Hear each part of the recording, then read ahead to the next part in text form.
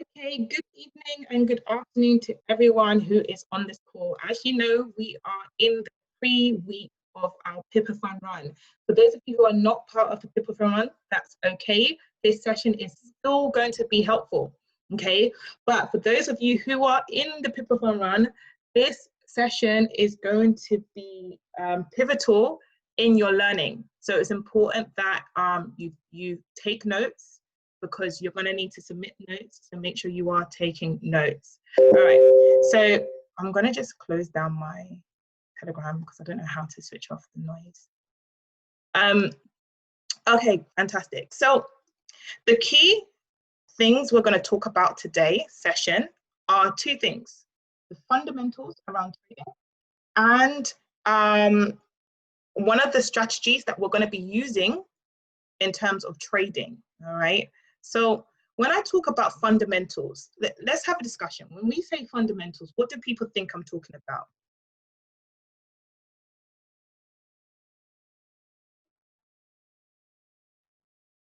Yes, exactly, the news. And why is the news, and why do people think the news is important? What does the news do to the markets?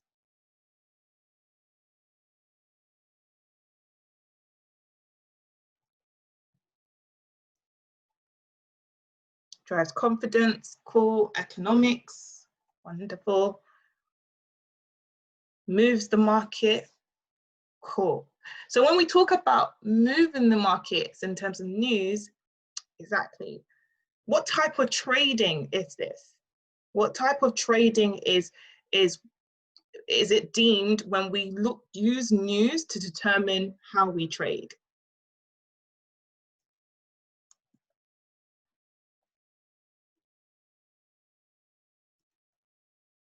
Fundamental analysis. Wonderful, guys, give yourself a clap, because you guys are getting this fantastic. I can tell already who's been investing in learning, which is fantastic. Let's go, let's go, let's go. All right, so understanding fundamentals. So like you said, fundamentals is a way of looking at the Forex market, analyzing economic, social, and political, guys, political forces that may affect currency prices. So the idea is that the type of analysis is that if a country's current or future economic outlook is good, then the currency should strengthen. So if you've got really positive news coming out of a country, then that country's currency is going to be fantastic, you know? So when we talk about economic, social, and political forces, now when we talk about economics, these are like the variables that are quantitative. So you can count it. You can say, cool, we've got factors that are X amount percentage growth, and we can measure it and we can count it. Social and political forces are quantifiable variables, qualitative variables, meaning that we can't necessarily count it per se or measure it. Oh, you can measure it, but you can't really necessarily count it per se, but it's all about the emotions, the feelings, you know, how people feel about the news. So for example, you know, you have Boris Johnson and discussions around education. Who's heard the recent discussions around the A-levels exam results? Who's heard about that in the UK?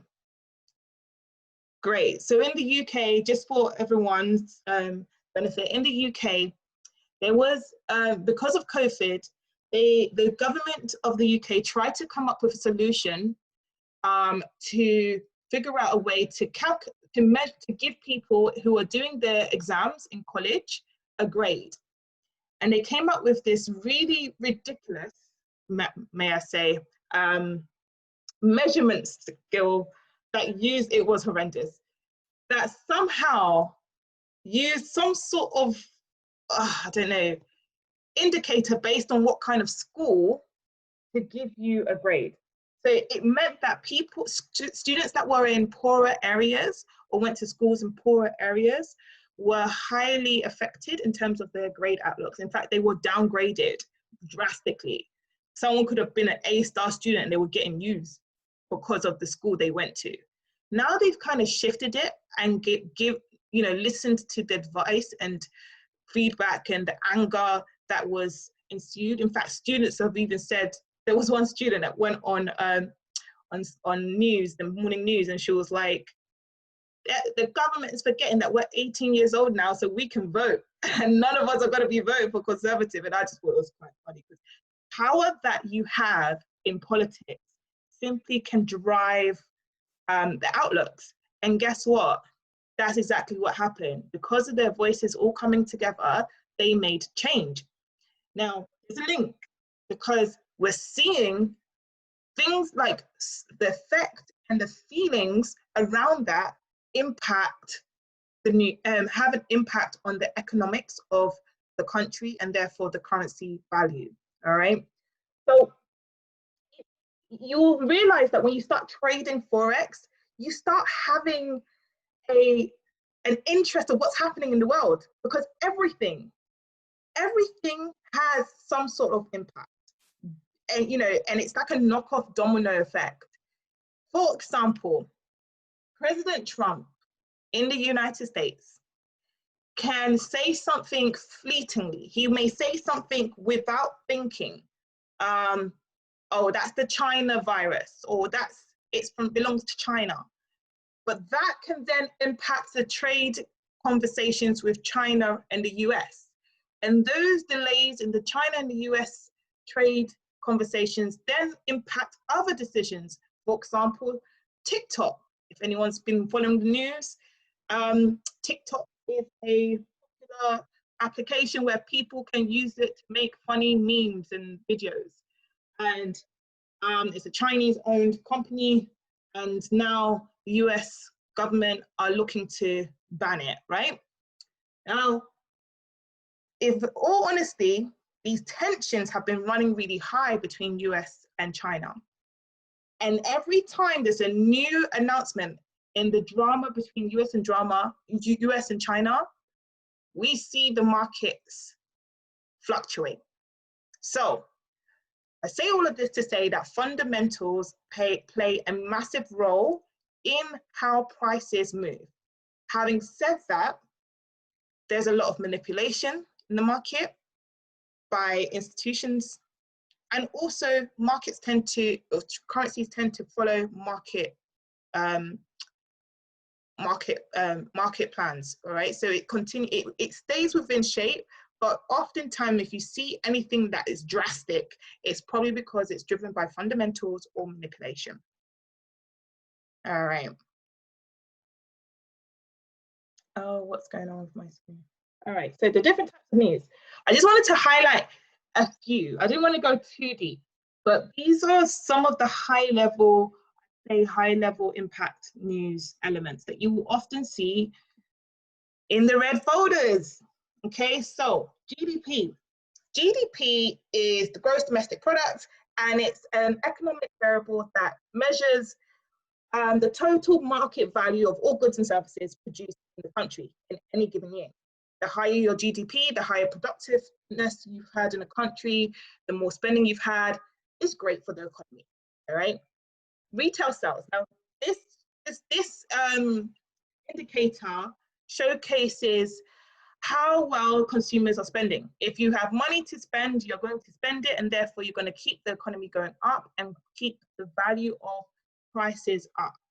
Now, the more expensive a currency becomes, the higher inflation. I haven't written it here, but it's because it's related, the higher inflation becomes. Inflation can be manipulated by bodies such as the central banks, who can manage inflation and interest rates. But again, all of those are, how do I say? All of those are reactive. Yeah, all of those are reactive measures to what's happening in terms of retail consumer spending and the GDP, overall GDP production. All right. Then you've got employment news. The more people who are in employment means the country is productive and therefore will be positively impacting consumer index.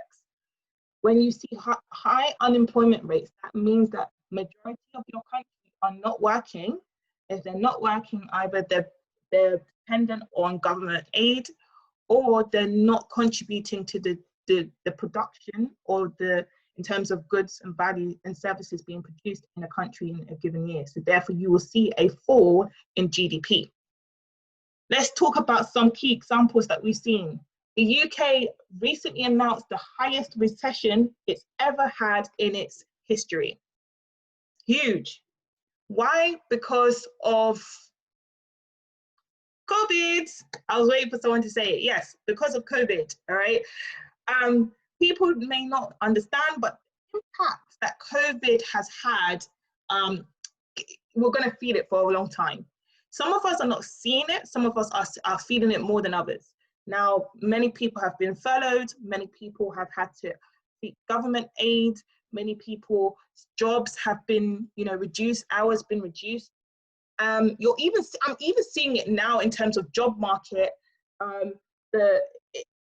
The requirements have even lessened. Some recruiters are reducing the requirements for jobs application simply because they understand that right now the market is so limited.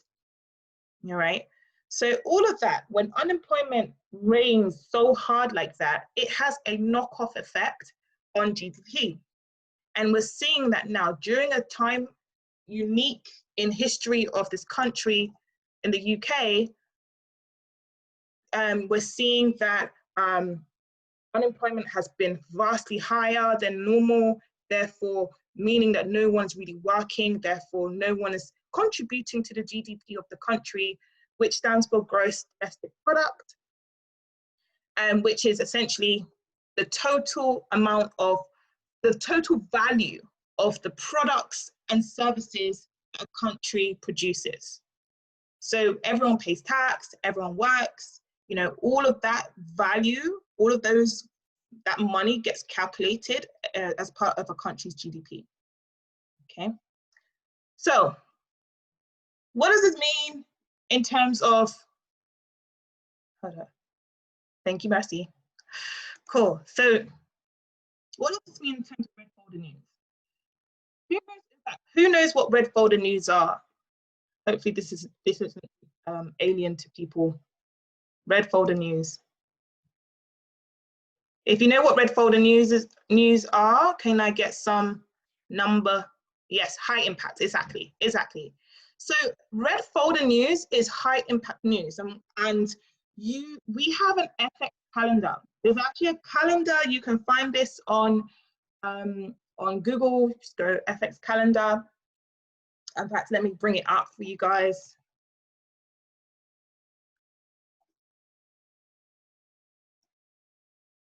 Give me one moment. I'm just going to bring it up so that everyone can see it.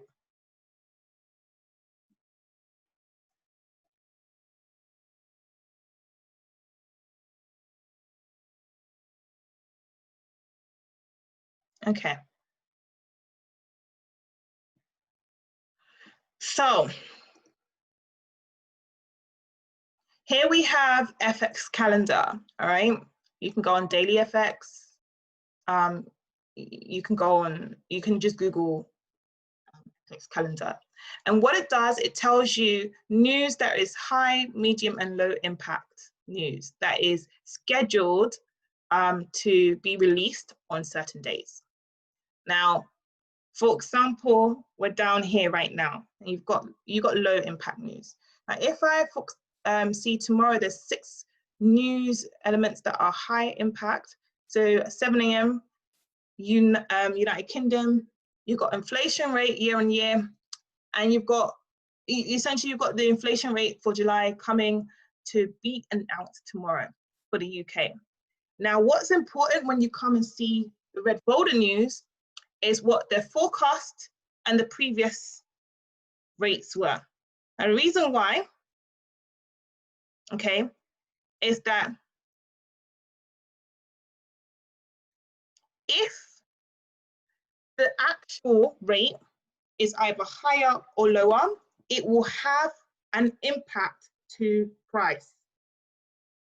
Let me repeat that. If the actual rate that gets announced at 7 a.m. in the morning, GMT +1 time tomorrow, is either higher or lower, it will have an impact on these rates.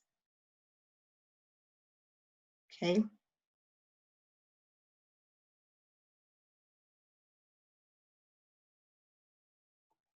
Okay.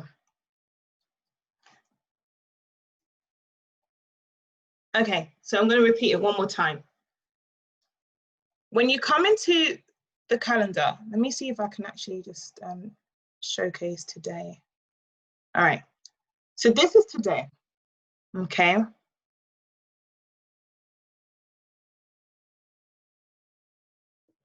Okay, do you know what? I'm going to use Forex Factory because this one is a bit. Give me one sec. We're going to go through this. We want to make sure everyone understands Forex calendar. All right, so let me put this in the chat. So everyone has forexfactory.com. Save this, please. Now, Forex Factory shows you the upcoming calendar of news that's going to be released for all of the different currencies, okay? They have different folders. They have red, amber, and yellow, okay? Now, a red folder means it's going to potentially be high impact news. Amber folder means average, average impact. And yellow means low impact news. All right. I'm trying to see. All right, so you've got some amber folders here. Okay, that will have potential. And then you've got some red folder news here. Now, what you will see, let me see if I can draw here. When you come into this folder, is that you have 3 key columns. Okay, I'm highlighting them for you. All right, you've got your actual, your forecast rate, and your previous. Your actual, your forecast, and your previous rate. I would now, if you don't know how to trade the news, then if you've got an upcoming red folder, just be cautious. Come out. There's no point. But if you're comfortable, which you're going to get over time, then you're going to welcome these red folder news because they're opportunity for you to make some money.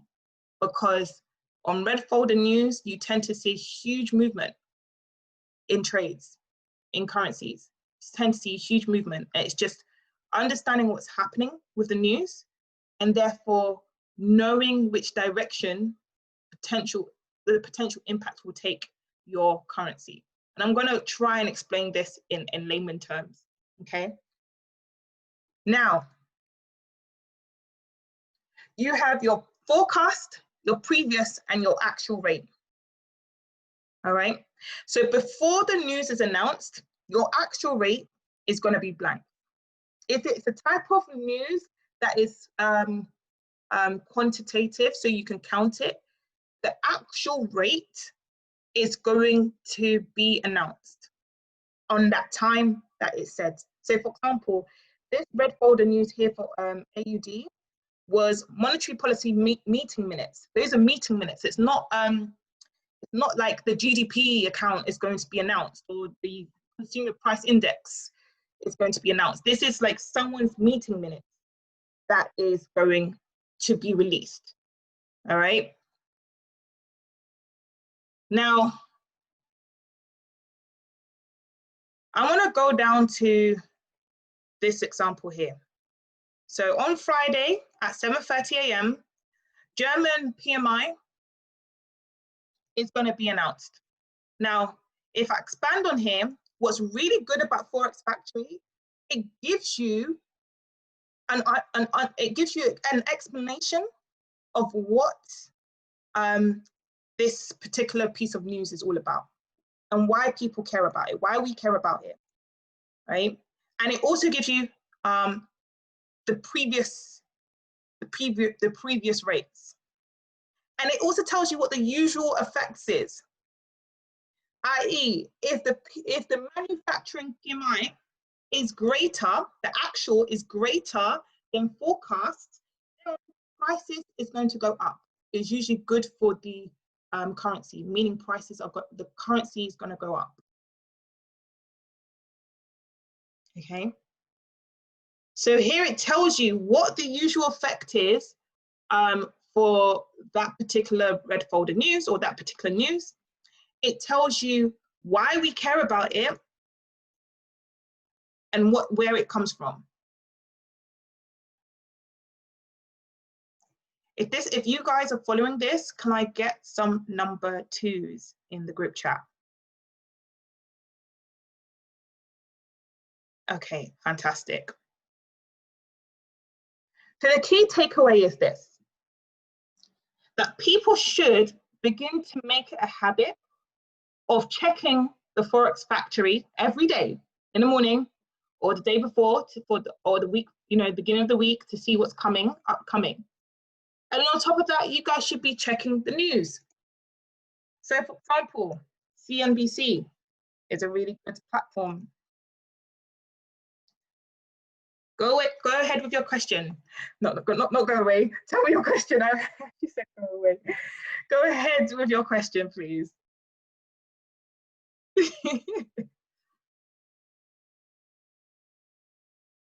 Whilst, do you want me to unmute you and then you can say your question? Would that be easier?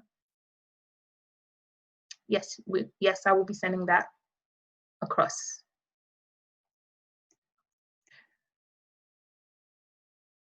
I'm going to unmute you, Denise.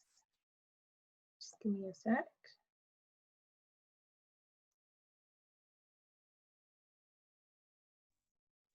Hi, good afternoon. Hi, how you doing? I'm okay, how are you? I'm good. Okay, so I'm catching this late. I know you're going to send the recording, right? But with the folders that you are looking at, you basically look at the red folders for any indication, and the other, like the amber and the yellow folders, you don't really concern yourself with as much? Yeah, exactly. So you could filter out the yellows, the grays, and just keep the ambers and reds. So you can just focus on the amber and red folders. You can filter those out. And the reason why you want to focus on these is because they will have high impact. So you will likely see an impact on the currency pairs. Okay. Cool. Perfect. Great, thank you. No problem, no problem. Okay, guys, so as I said, with news, you're going to start reading the news and you're going to start thinking, ooh, okay, interesting. So, for example,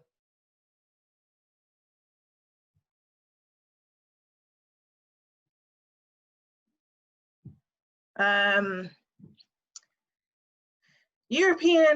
and European firms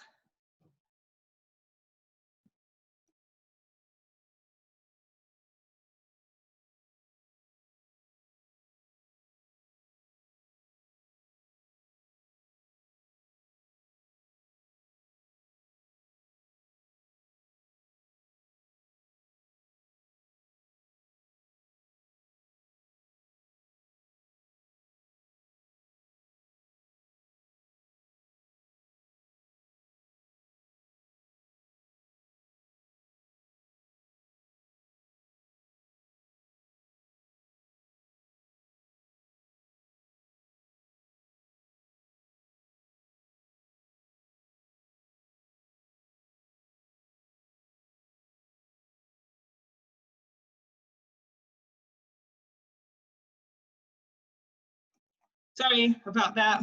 Sorry, guys. Yes, as I was saying, for example, US and European firms face $1 trillion in costs to relocate their Chinese supply chains, Bank of America says. So this type of news, right? This type of news is aligned to a lot of the news that we're seeing in terms of the impact of coronavirus. All right. So here, for example, it says that the report revealed that the pandemic has caused global sectors to face supply chain disruptions, forcing over 75% to widen their scope of reshoring plans. So what do people's opinions think is going to happen with this relocation? If people have, if the US and European firms have to relocate their supply chains, what do we think is going to happen to the Chinese market? If they're taking things out of China, yeah, they'll lose their jobs. What else do we think is going to happen? So remember what the GDP talks about. You know, if there is less people working on supplies, thank you, it will reduce. Therefore, we may see a fall. And what did we see yesterday in the Asian markets? Let me see if we can see it here. We saw falls. We saw a fall in the Nikkei market, in the Taiwan market.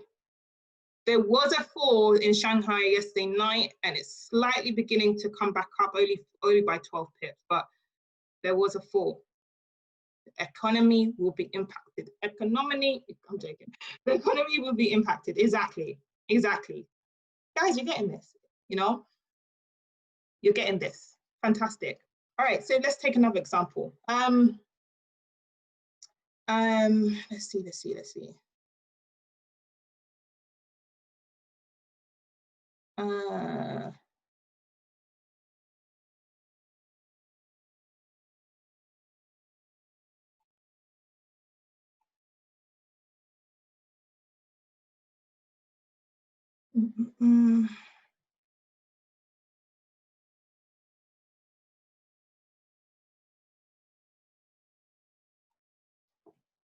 Okay, I'm just trying to find a piece of news that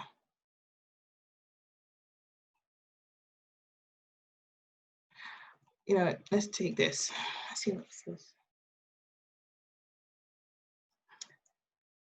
Okay, stock climb to record on tech rally. Now, this is actually quite I might not be able to read full news, but this is actually quite a nice segue into the next part of this presentation. Why? Because it's talking about index. Now, index is usually looks at the performance of stocks. All right, it looks at the performance of it looks at the performance of stocks. So here, US stocks completed the fastest ever return to a record after a drop of at least 20%. All right.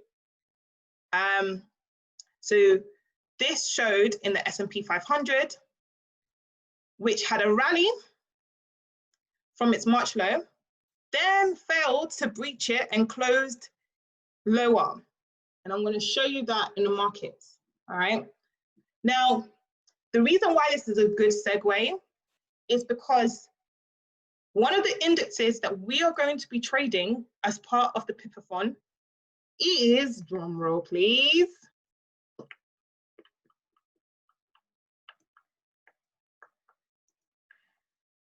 DAX.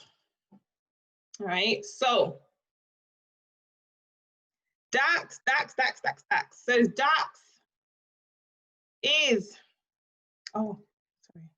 DAX is an index. It's an index of the top 30 German major companies that trade on the German stock exchange. So it's the likes of Allianz, Siemens, Mercedes, BMW, all of them are traded on the stock exchange. And you will often see with indices that they have very similar trends and movements. Why? Because a lot of these companies are listed on similar stock exchanges, okay? Now, when we trade DAX, we are looking for key patterns. And these are the patterns that we're looking for when we trade DAX. M's, W's, V's, U's, N's, heads and shoulders, zigzags up, zigzags down, okay? So these are what we typically look for. Now, DAX is it's a creature of habit. DAX is a creature of habit. However, the pandemic, just like any currency pair, has impacted DAX a lot. So we're seeing some of these patterns more consistently than others. So a lot of the patterns we're seeing are zigzags up and down, U's and N's, and we're seeing huge W's, like bigger, wider W's as well.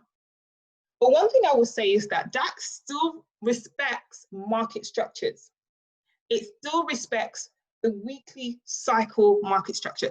Does anyone know about market structures, weekly cycle market structure? If you understand what a weekly cycle market structure is, can I get number ones? If not, number twos.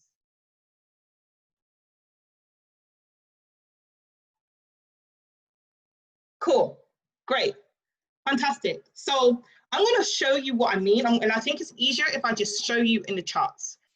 And what we're going to do, we're going to look for these patterns. And as we look for these patterns, I'm going to tell you what the key confirmations are to seeing these patterns, and therefore going in and trading these patterns, okay? Now, the key patterns that I'm going to focus on is your zigzags up, your zigzags down, your U's, your N's, and your W's. Okay, zigzags up and down, U, N, and W's. Not to say that you won't see these patterns, the rest of them you will. I'm just saying that post-COVID, we're seeing a lot more of these 4, 5 different patterns. All right, cool. So let me go to the charts. All right, so the first thing I'm going to explain is market structure, just so that everyone understands what I mean by market structure. Okay, so, oh wait, hold on, let me share my screen. So I've just put this line here to mark out from last week, Monday. Now, market structure, you can test this out on other pairs, but what you often see is that DAX tends to follow this very simple weekly cycle, okay?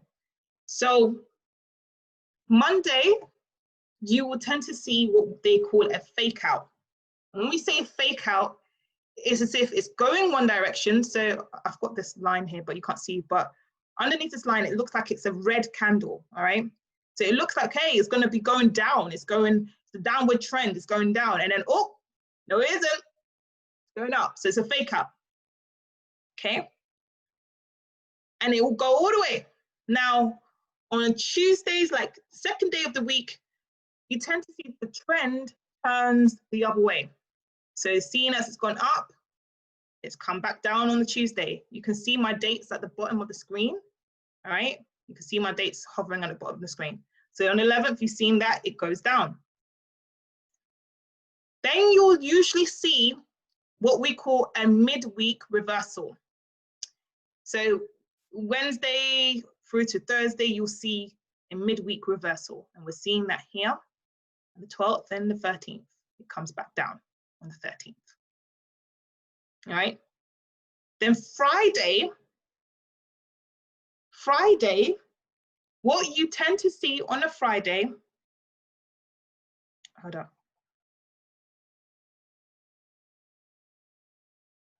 Okay, so the 14th.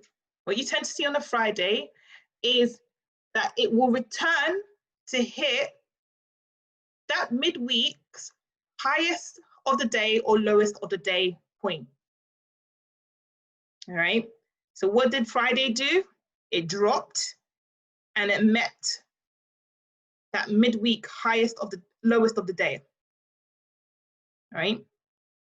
I'm going to walk through that again because I think it's important that you understand market structures. Because when you understand the market structure, it helps you identify patterns and shapes a little bit more easier. Okay. So again, Monday is the fake out. Looked like it was going to go sell, but whoop, no, it didn't. It bought. Tuesday, the trend goes the other way. So it went back down. Midweek reversal. So it was going downstream, yes, on a Tuesday. By Wednesday, it was going up. Wednesday, Thursday, it was trending up. Friday, it will come back to hit the midweek highest of the day or low of the day. And that's exactly what it did here. And we could go, I could show you this like in previous weeks, go through it again. So what the previous week was, the 4th to the, oh, sorry, 3rd until the, okay, so 3rd, right? Oh. Goes up, fake out, Tuesday, it goes the opposite way, right? Opposite trend. Wednesday, you have a reversal, okay? And then the next day you go down. And then Friday, it comes back to the highest of the day. If you're all following me, can I please get some number 2s, some number 5s in the group chat? Audio is patchy. If you can all hear me okay, can I also get some flames or something to let me know that you can hear me okay? Okay, fantastic, cool. So that's the first element, to understand market structure. Okay, so when you understand that, if you understand market structure, then you know not to take unnecessary risks okay, when it comes to finding patterns. Okay, so now let's look for some patterns. I've already marked up a couple, but let's look at them anyways. All right, cool. So here, I'm going to go for a W. Beautiful W, wonderful W, such a gorgeous W. And I'm going to walk through this W. Okay.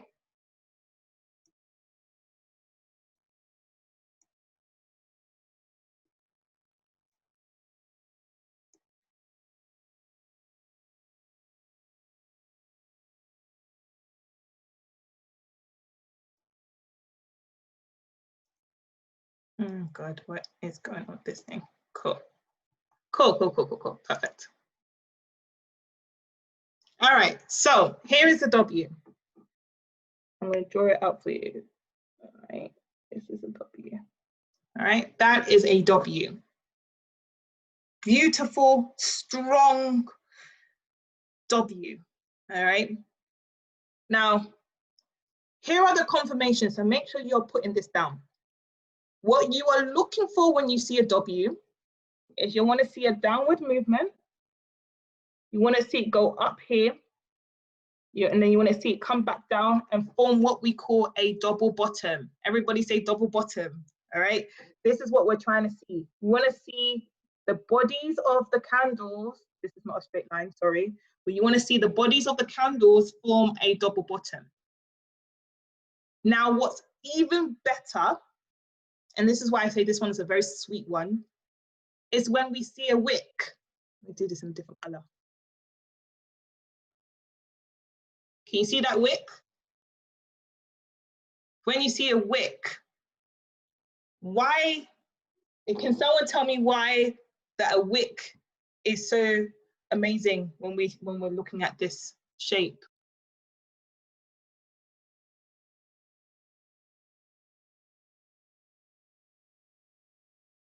So what I'm showing you guys, by the way, can possibly be applicable to other indices, other pairs. Market structure for sure. The market structure, that is a standard across. But this strategy where I'm looking for patterns, I'm only looking at DAX, okay? Only looking at DAX. So yeah, the wick indicates rejection, indicates reversal, indicates rejection. Fantastic. That's what it does. A wick indicates rejection. So to clarify to people, all right, you have the body of the candle and a wick. Now, when you see a long wick at the bottom, it means that price has tried to stay at that bottom, but has struggled, right? So it's really struggled to stay in that area. Only if you see a high wick at the top of the candle, it means that price has tried to stay high, but it's struggling and it's like, I can't do it. I just can't do it. I can't hold on no more. And it's come back down, okay? So it's the same with the wicks at the bottom. So yeah, the wicks indicate a strong reversal. Okay? So with W's, we're looking for buys. So when we see a long wick like that at the bottom, we're like, fantastic, wonderful. That's a confirmation. So the first confirmation is that 3/4 of the W has formed. You're seeing a double bottom and you have a long wick. When do you want to enter? You want to enter when the buy candle has the body of that buy candle has begun to form. All right, that's where you want to enter. Typically, you want to take your TP at the middle of the W. That's where you want to take your TP. Guys, that TP alone, you'd be chopping, pipping in cash, flying your way to the pip club, double bottom at both ends. I'm not sure I understand.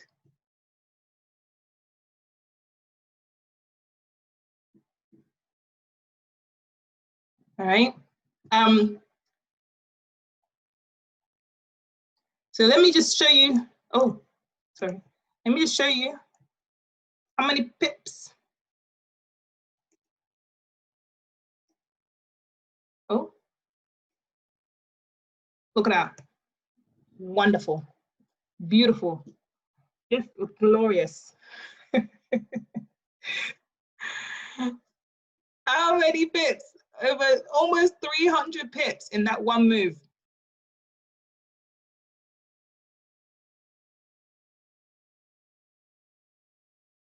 All right. So right now, okay, so Denise, I think I understand your question. When I say a double bottom, I mean that the bottoms of the W's are level. So they hit in on the same support line, let's say. That's what I mean by when I say a double bottom. So at both ends of the W, yeah, so at each of the, yeah. The peaks, or do you call it peaks of the W? I don't know if you call it peaks. The troughs of the W that hits the support. Okay, so the time frames I tend to look at, I tend to work my way from the highest time frame down. Right now I'm looking on the 4 hour because I can see some strong patterns on the 4 hour. The higher the time frame, the stronger the pattern, because it means it's taking its time to marinate, you know? It's taking its time, its sweet time to marinate. That right here, that W alone is a 300 pip, almost 300 pip move. You just have to be patient. Cool. All right, so that's your W. Let me clear all that. Okay, so I'm gonna go through a zigzag up. All right, I'm gonna go through a wonderful zigzag up.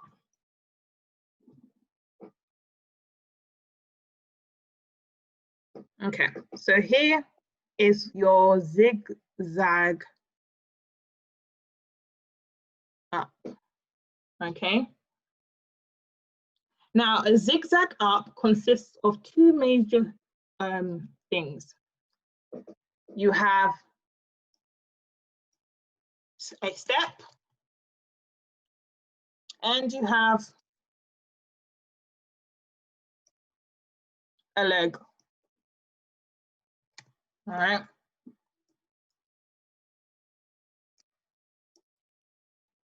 Oh, oh no, what did I do? Sorry. Okay. So you've got a step and you have your leg, your step and your leg. Now a step is simply consolidation. Now a zigzag is nothing new. If you have been watching and learning about consolidations and watching about support zones and breakouts, etc., you know that with consolidation, you're always expecting some sort of breakout, whether it's going to be up or down. And zigzag is just a consistency in that breakout going in a certain direction. All right. So, for example, this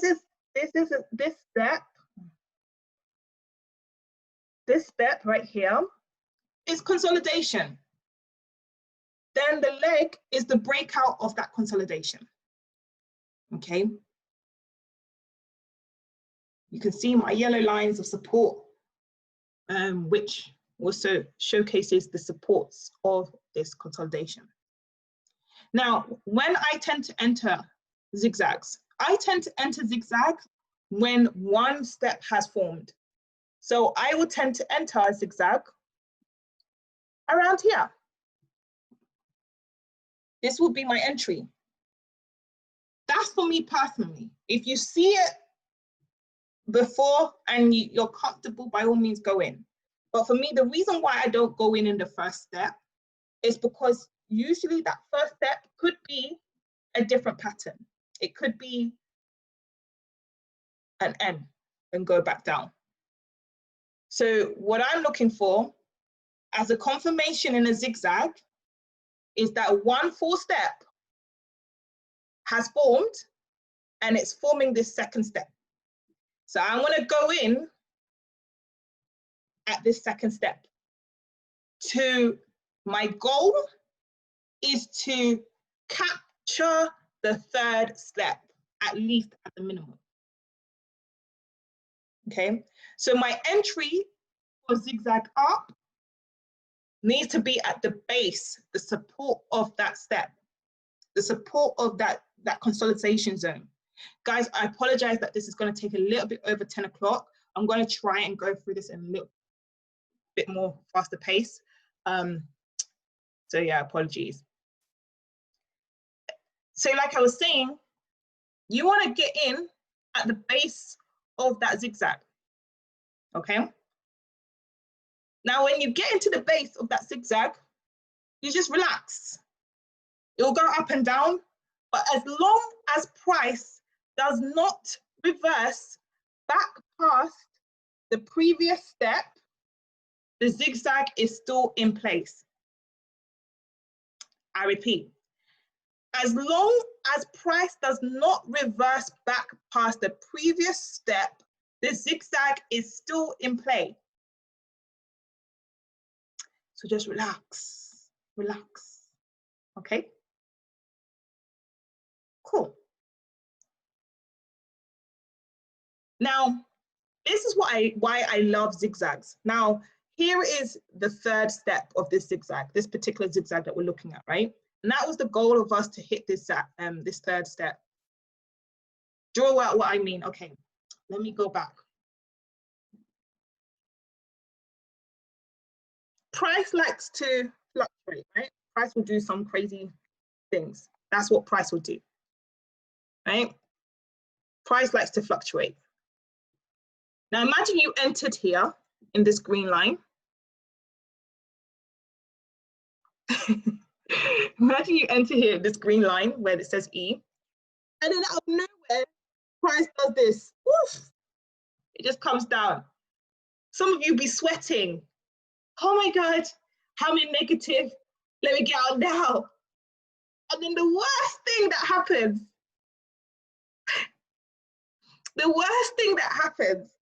is that you've come out and then price has just gone back to where it was.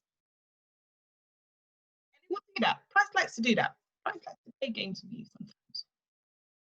However, I'm not saying it's always guaranteed, and I'm not saying you're always going to win, but if you stick to your confirmations, so for me, a zigzag, I want at least one of the steps formed, then I'm going to get in at the base of the second step, at the support area of the second step, at this is my entry at the base of the second step, all right? So that way, I give myself a more fighting chance for this to go my way. Now, as long as price does not, it may drop here and come back, but as long as price does not go all the way past that previous step, all right, as long as price doesn't go past there, you're good.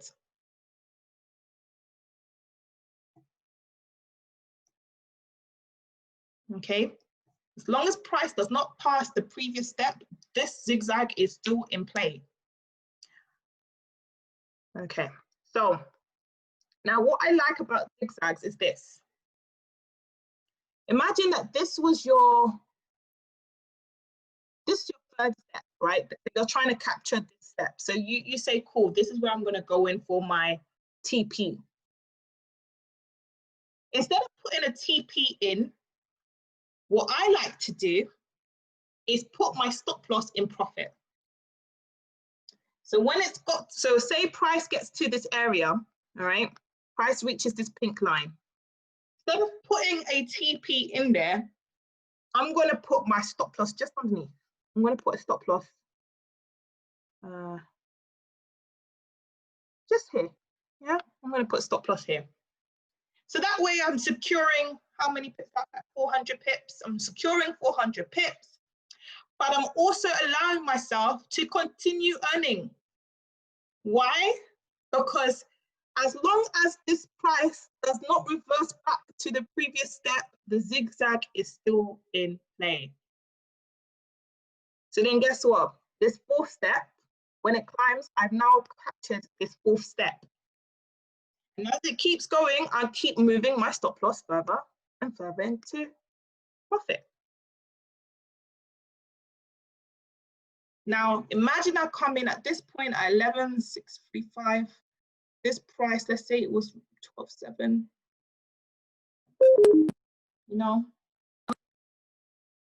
Make sure you guys can still hear me. My speaker went off. Testing, can you all hear me still?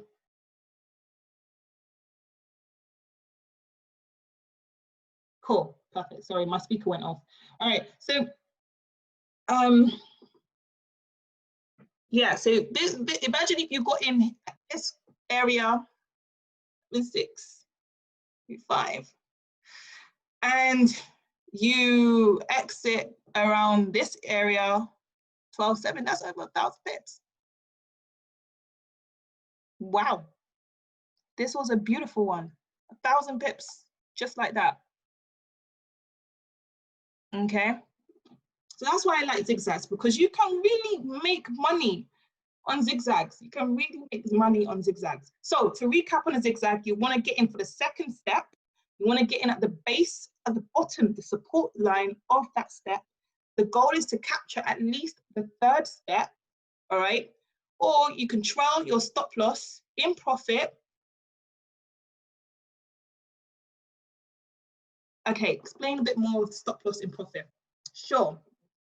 So a stop loss the goal of a stop loss is to limit your loss, right? So you usually put a stop loss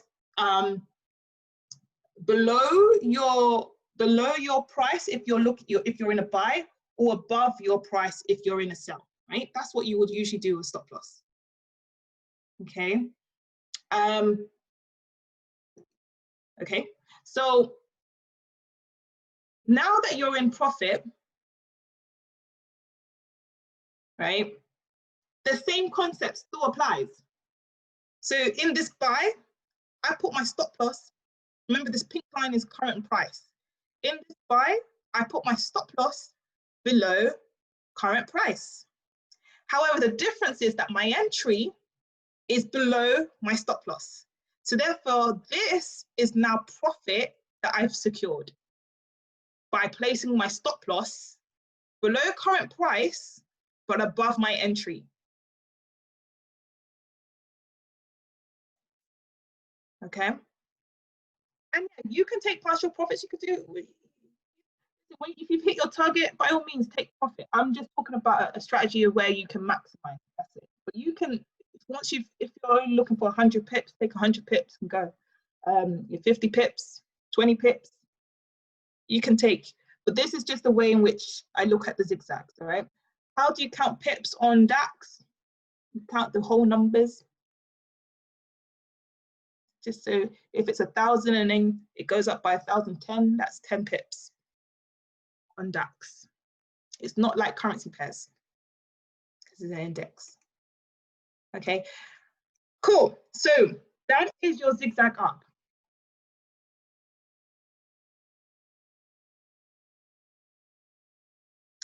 So if the new stop loss is hit and the trend is still on, just close your eyes and walk away from the chart. Unless there's a good re-entry zone, there's no point of risking it. No point of risking it. Just close your eyes, be grateful that you got your pips and walk away. Wait for the next trade to come in, because I'm telling you, when you chase the market, you will get burned. You really will get burned. The reason why you put in that stop loss, you want it to be hit, because you are. I love putting my stop loss in profit, because when I put my stop loss in profit, I can just close it. I don't have to look at the chart anymore. I don't care what happens after that. I've secured my pips. Everything else is just bonus. And I'll put my TP at a certain place. I'll just close it. Everything else is bonus. I'm happy, you know? How do you calculate pips on DAX? You just count the whole numbers. So say, for example, it's 11,000 and then it goes up to 11,050. That's 50 pips. Let's calculate the whole numbers. A pip, the value of a pip on a 0.01, depending on your broker. So for example, AxiTrader, the value of a pip on DAX was 0.01 lot size. The lowest lot size is 22p. That's why there is money to be made in this. Okay. So imagine one lot is equivalent to 22p. Yeah.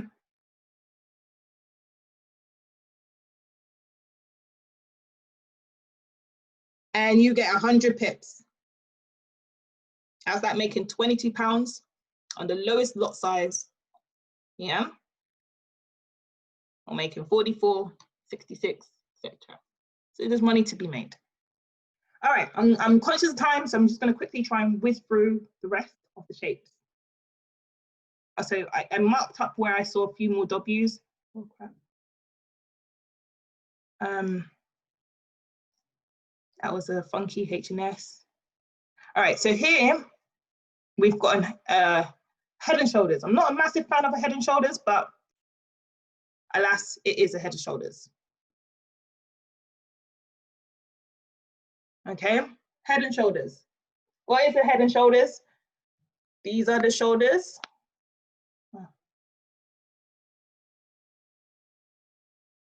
These are the shoulders, and this is the head. Okay. Ideally, you want to see the shoulders are level. Doesn't have to be a complete science, but are level, and you're looking for a sell in the head and shoulders. Okay. So you want the shoulders to be relatively level. You want to get in on the second shoulder, at the top of the second shoulder, to capture the sell. Potentially take your stop loss, take your profit at the base.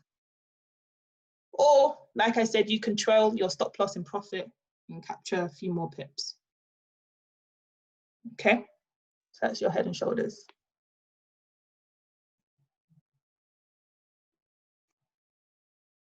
Now, here we have a U.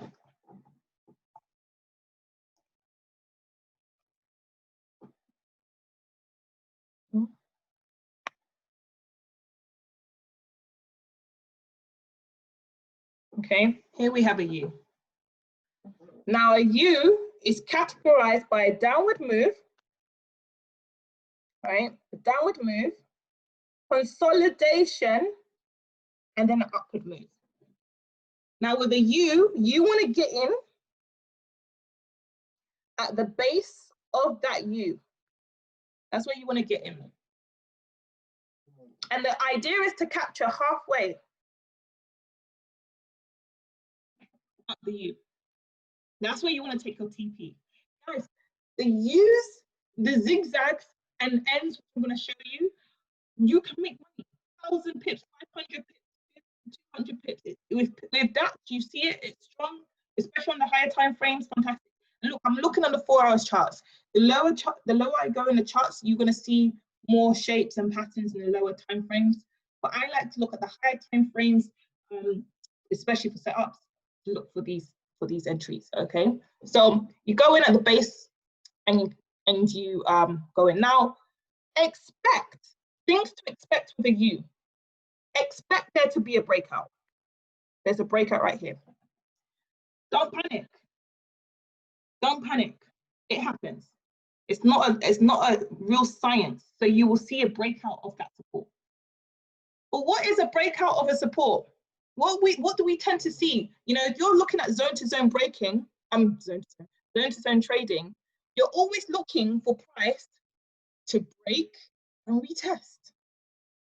Break and retest, right? So when you see on a U that price has broken through that support of the U, don't shake, don't cry, just be patient. If it really breaks, then obviously be smart, come out. But if it breaks, just be patient. If you've got a good entry at the base of that U, you're good. All right.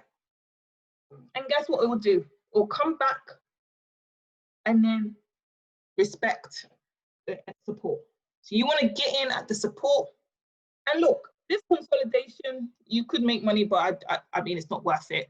You want to get in at that support, and then you just want to ride it up, ride it all the way up. Okay, so that's your U. So what you're looking for a U, you're looking for a downward movement and consolidation, and you're looking for an entry at the base of that U. Right? We're looking for an entry at the base of that U. Stop loss. I don't really like to trade with stop losses with DAX. Just look, and I know this is a horrible trait, but your entry should be at the support. If you see, like, you know, a lot of this, oh, sorry. If you see like a lot of this consolidation has happened for a period of time, you know, just go in at the base. Try and enter at the base. Whether it's half, you don't know. You can't tell the future whether it's halfway done or if it's fully done. It could be consolidating for a while. What you want to do is enter at the base. Okay. Stop loss, I would say, for me, 50 pips is a good stop area, depending on your account. You can wait for the retest. There's nothing wrong with waiting for the retest. You can wait for the retest. You know, I'm not saying it's always going to happen, but there's usually a retest. So you can wait for the retest before going in. That should give you a little bit more confirmation. But like I said, we're looking at this chart right now and we can see what's actually played out. But at the time of when this trade is happening, you may not have that foresight. So all you can see is to try and get in at the base. All right. So that's a U. I'm going to find you an N, and then I think we are done. Guys, you've done well to keep up with me.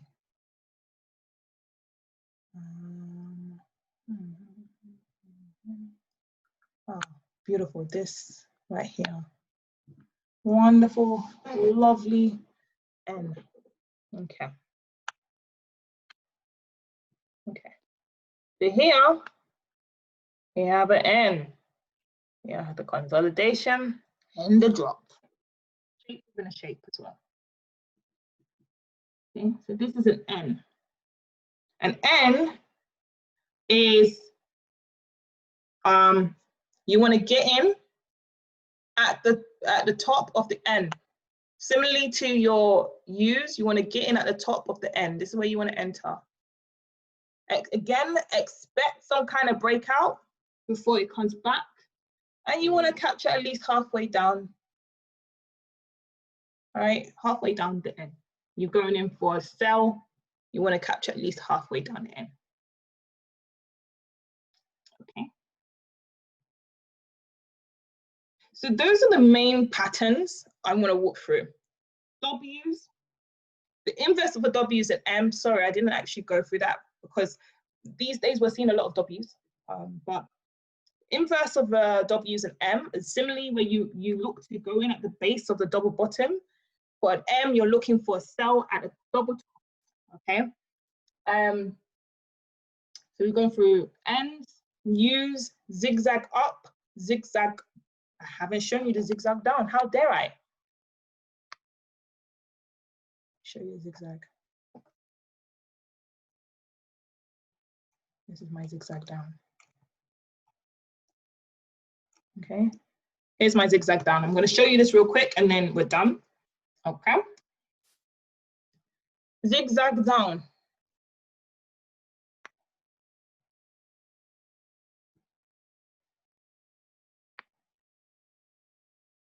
Okay, this is your zigzag down. Similarly with a zigzag up, you are looking to get in for the second step. You want to enter at the second step. At the top of the step, that's your entry. Okay, and the goal is to capture the third step. That's the goal. All right, so if you entered here, that's 1290, 12,920. You could have reached 700 pips with that move. Okay. So zigzag down,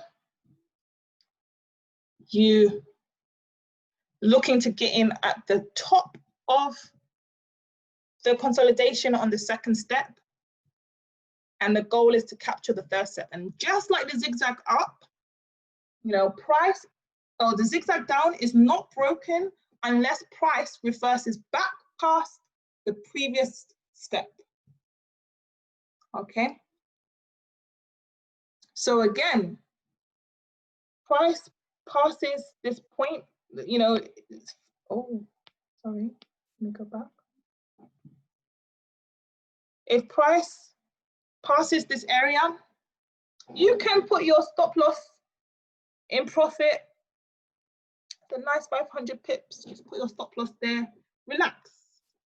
And then if it drops, you just keep, you know, moving your stop loss further and further into profit. And then when you see a big reversal, then you just come out. This move right here, this one step, was a 700 pip move. This is why I love DAX. 700 pips, life-changing, makes money. Okay, cool. So that's your zigzag down. Guys, you've done so well for keeping up with this, you know, and I understand the effort. It's so late as well for people here in the UK and other countries. I know we've probably got some people in Dubai as well on this call. Well done for staying on this call. Apps that is best for trading, use MT4.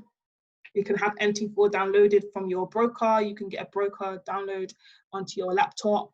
You can use TradingView to do markups like I'm on right now. This has been recorded. I will send out the recording. Just to recap on the shapes, you know.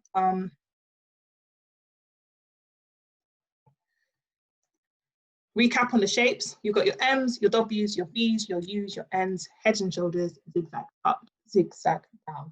So please make sure you have made notes on these patterns, reason being because we will request you to send in your notes. And guys, those of you who are participating in the PIPATHON run, I will be releasing details of how you can provide us your details. I'm trying to do it in a way that is easier, the most easiest for everyone. So I will give you guys all that information as soon as possible. So yeah, that's it. Guys, thank you so much. You know, you've made it to the end. You've made it to the end. Well done, guys. This is day 2 of the pre-week of the boot camp. Well done for staying in tune, and we shall speak to you on Thursday. Thank you, everyone, and good night and good afternoon.